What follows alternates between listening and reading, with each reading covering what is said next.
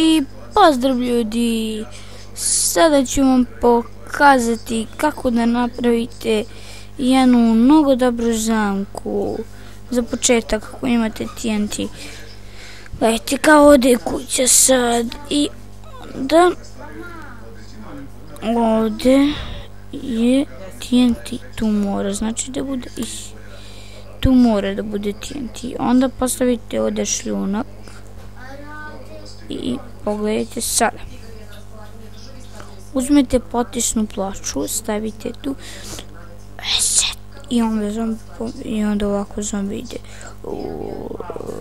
i samo vidite, on pada dole, onda i mrtav je.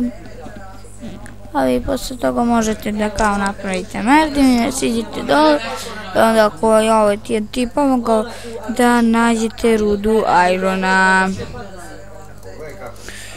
Još što sam dole našao?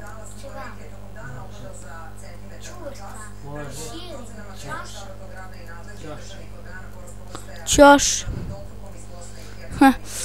I tako, vidjeli ste zamku, sada da vam mi pokažem, ništa teže, samo dosta sam vam mi pokazao.